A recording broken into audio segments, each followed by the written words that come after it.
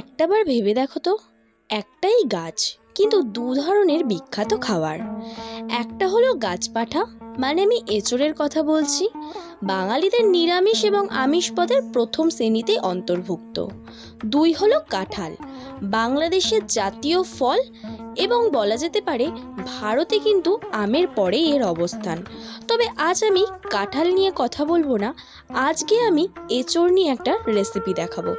আজকে আমি বলবো তোমাদেরকে এঁচোড়ের কাটলেট রেসিপিটা কিভাবে করতে হয়। তাহলে চলো দেখে নেওয়া যাক। প্রথমেই আমি এঁচোড়টাকে নুন আর হলুদ দিয়ে ভালো মতন সিদ্ধ করে নিয়েছি। 80% মতন সিদ্ধ করে নেবে, প্রেশার কুকারে হলে আরও ভালো হয়। এরপরে আমি হাতের সাহায্যে ভালো মতন ম্যাশ করে নেব। বীজগুলো যে থাকবে খুব একটা ম্যাশ না করলেও চলবে, কাটলেটে যদি মুখে পড়ে তাহলে খেতে বেশ ভালো লাগবে। এরপরে দুটো মিডিয়াম সাইজের আলুটাকেও ম্যাশ করে নিচ্ছি এঁচোড়ের সাথে। তো এঁচোড় আর আলুটা যখন ভালো মতন ম্যাশ করা হয়ে যাবে, তখন আমরা একটা কড়াইয়ের মধ্যে দিয়ে দেবো 4 থেকে 5 চামচের মতন সাদা তেল। তেলটা গরম হয়ে যাবার পরেই দুটো মিডিয়াম সাইজের পেঁয়াজ দিয়ে দেবো। পেঁয়াজটাকে একটুখানি নেড়ে চেড়ে যখন দেবো পেঁয়াজটার কালারটা একটু চেঞ্জ হয়ে এসছে, তখন আমরা দিয়ে দেবো 4 থেকে 5টার মতন কাঁচা লঙ্কা। নিজেদের স্বাদ অনুযায়ী ঝালটাকে কিন্তু এখানে ব্যবহার করবে। এরপরে যখন দেখবে পেঁয়াজটা হালকা একটু লালচে লালচে হয়ে এসছে, তখন দিয়ে দেবে 2 থেকে 3 চামচের মতন আদা রসুনের পেস্ট। আদা রসুনের পেস্টটা দিয়ে দেওয়ার পরও হালকা একটুখানি নেড়ে চেড়ে নেবে এবং আদা রসুনের কাঁচা গন্ধটা যখন উঠে আসবে, তখন কিন্তু আমরা মেখে রাখা এঁচোড় আর আলুটাকে দিয়ে দেবো।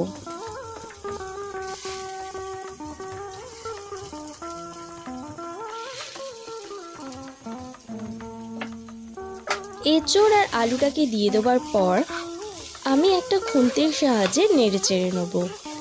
এরপরে আমি কিছুটা মশলা অ্যাড করে দেবো। প্রথমেই দেবো স্বাদ অনুযায়ী নুন, 1/2 চামচের মতন হলুদ গুঁড়ো, 1/2 চামচের মতন লঙ্কার গুঁড়ো, ভাজা মশলা দিয়ে দেবো 1/2 চামচের মতন। ভাজা মশলার রেসিপি আমি অনেকবার শেয়ার করেছি। এরপরে দিয়ে দেবো 1/2 চামচের মতন চিনি বা স্বাদ অনুযায়ী চিনি। যে কোনো খাবারে স্বাদ বাড়াতে চিনি কিন্তু একটা বিশেষ ভূমিকা নেবায়। তারপরে ভালো মতো নেড়ে চেড়ে আমি কিন্তু একটা বাটির মধ্যে বা একটা থালার মধ্যে তুলে রেখে দেবো ঠান্ডা হওয়ার জন্য 10 থেকে 15 মিনিট। 10 থেকে 15 মিনিট বাদে যখন দেখবে পুরটা ঠান্ডা হয়ে এসছে, তখন সমান ভাগে ভাগ করে রেখে দেবে। আমার মোট ওই 10টার মতন কাটলেট তৈরি হয়েছিল। এরপরে হাতের তালুর মধ্যে বেশ কিছুটা পরিমাণে তেল মাখিয়ে নেব। তারপর হাতের তালুর সাহায্যে পুরটাকে নিয়ে কলকাতার কেবিনেট স্টাইলে একটা শেপ দিয়ে দেবো। তোমরা চাইলে নিজেদের ইচ্ছে মতন শেপ এখানে দিতে পারো। তারপর একটা একটা করে কাটলেটের শেপগুলো দিয়ে দেওয়ার পর একটা প্লেটের মধ্যে রেখে দেবো।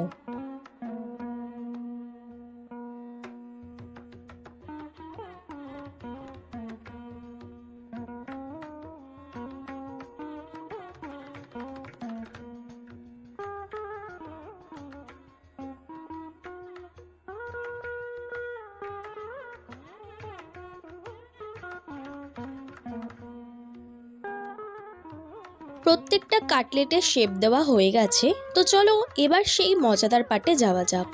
মজাদার পার্টও বলতে পারো বা একটু খাটুনির কাজও বলতে পারো, যাই হোক। তো একবার আমরা কর্নফ্লাওয়ারের জলে ডোবাবো এবং তারপরে একবার বেড গ্রামসের মধ্যে কোট করে নেব। সেকেন্ডবারও আমরা সেম কিছুই করব। প্রথমে আমরা কর্নফ্লাওয়ারের জলটার মধ্যে ডোবাবো, তারপরে আমরা আবারও বেড গ্রামসের মধ্যে কোট করে নেব। প্রসেসটা আমাদেরকে দুবার ফলো করতে হবে। তারপরেই কিন্তু আমাদের কাটলেটগুলো একদম রেডি। 10 থেকে 15 মিনিটের জন্য কিন্তু অবশ্যই আমাদেরকে ফ্রিজারে রেখে দিতে হবে, যাতে একটু শক্ত হয়ে যায়। এরপরে কড়াইতে দেবো বেশ কিছুটা পরিমাণে সাদা তেল।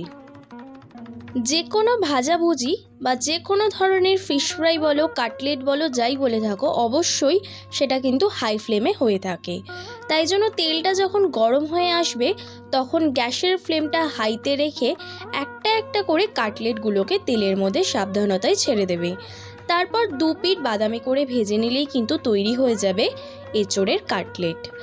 আশা করব আমি আমার এই মিষ্টি বন্ধুদের কাছে যে তাদের রেসিপিটা ভালো লেগেছে। যদি ভালো লেগে থাকে তাহলে like, comment, share and subscribe করে দিও। পাশে থাকা বেল নোটিফিকেশানটাকে ক্লিক করে দিও। শেয়ার আর কমেন্ট করতে একদম ভুলো না। এখনের জন্য এতটুকুই।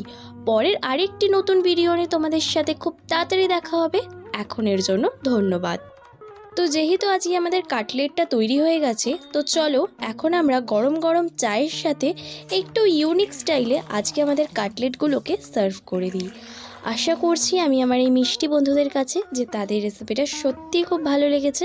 আমার পাশে এভাবে থাকার জন্য অনেক অনেক ধন্যবাদ। এখনের জন্য এতটুকুই। পরের ভিডিও নিয়ে তোমাদের সাথে আবারও দেখা হচ্ছে। এখনের জন্য ধন্যবাদ আবারও বলছি, আর টাটা। পরের ভিডিও নিয়ে আবার দেখা হবে।